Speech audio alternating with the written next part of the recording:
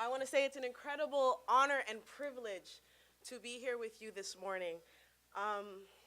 This has been quite a journey for me. I'm no expert per se on movement building, but I have had my experiences. And speaking about eco-apartheid is something that I think is very real in the communities that I work with, most recently in Jane and Finch. So I want to say, what's up to Jane and Finch over there? Congratulations on joining the movement. So in lending an equity lens to movement building, I think is particularly important. And so when I was asked to do this, I wondered, why me? I'm no equity expert. I'm not part of any particular green movement. I mean, I turn off the tap when I brush my teeth, and I make sure the car doesn't, idle, and, of course I recycle. So I guess I do my little part, but really, I'm not really part of any green movement, let alone green jobs movement. And then I thought, wait a minute. I'm doing my part. I'm doing a small part. I just haven't introduced myself to the movement. So if you are the movement, I want to introduce myself. Now, Martin Luther King Jr. had a quote, and it wasn't just "I have a dream."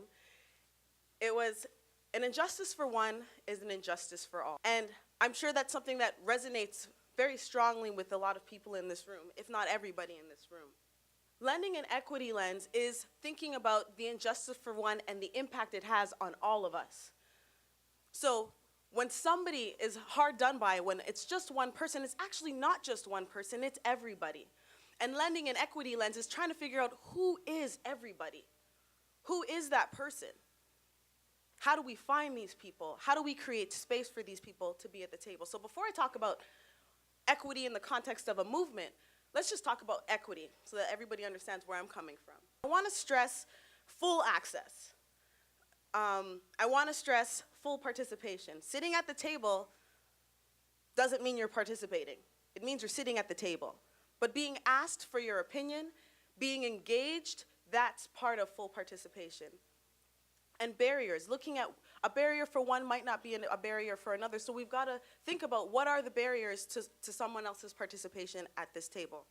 1454, the printing press was invented, introduced to the world, and it was the beginning of the Industrial Revolution. And depending on who's looking at it, one could also say that it is a symbol of equity. It introduced the idea of literacy for all. And so when the printing press was created, it allowed people to become literate, to gain knowledge and information, to, through the words that they were reading, create a sense of self-determination. And so, of course, as centuries went by, everybody wanted to build on this kind of technology until we get to the late 19th century. And so the Model T Ford could be another symbol of equity. But this is where the question of equity gets a little interesting. Equity for who? The printing press, access for all. Model T Ford, access for all? Not sure. What happens here? Well, what happens is whenever the moving assembly line was introduced, there was a power shift.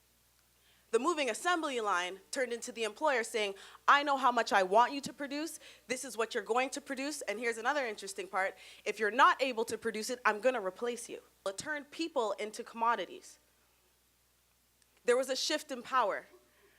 And so people, an injustice for one, a person experiencing injustice in this context was in their respective corners saying, what's happening? What do I do about this? And enough people were experiencing this, they came to the center of the room and decided to have a unified voice. So when we're thinking about equity and justice, giving everybody access to a car at the expense of injustice to one worker is actually not equity. And so I want to congratulate everybody for being in this space because you're using your collective voice to say, we need to do something about this. We need to make a movement. We need to make a movement that's strong. And adding an equity lens ensures that this moment is not just a moment, but is a movement. It's going to be a legacy that lasts for generations. In San Francisco in 1992, a group of cyclists got together. This movement is called critical mass.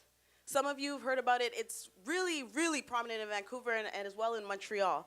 And basically, cyclists on the fourth Friday of every month, they will ride in solidarity to say, we want cyclist-friendly spaces, and they block traffic. But it starts with one bicycle. The equity lens asks, who knows how to ride a bike? Who doesn't know how to ride a bike?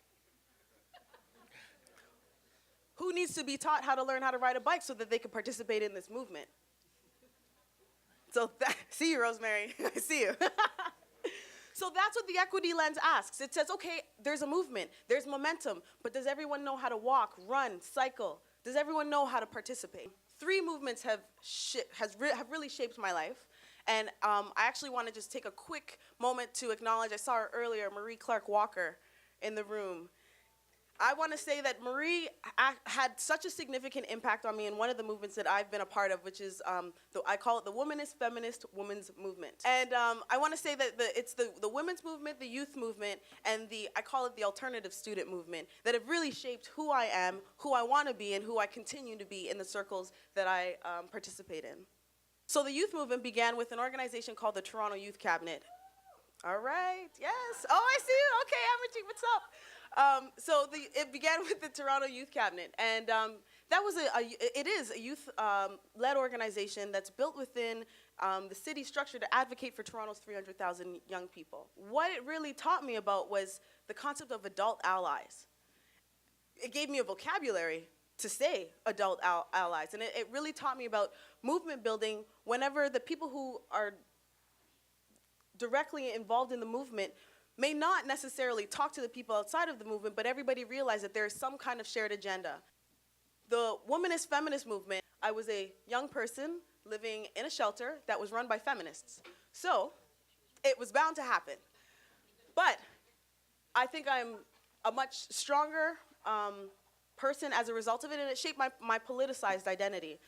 And then the alternative student movement is about finding ways to work with institutions that have been set in their ways for years and years and years, and to do it on their own terms. There are some questions you need to ask yourself, and then need to ask the collective self. What's the bigger picture? What power and privilege do I hold? How do I create spaces for other people to participate? And when I look from left to right, who's missing from the table? Just in closing, I do want to say that it is really important to ask these questions of yourself and to constantly reassess who you are, reassess your strategy, reassess the bigger picture, and find ways to recognize how your power at the center of a movement might impact the power of the people on the margins of the movement so that you can share that power and achieve a common goal. Thank you, everybody.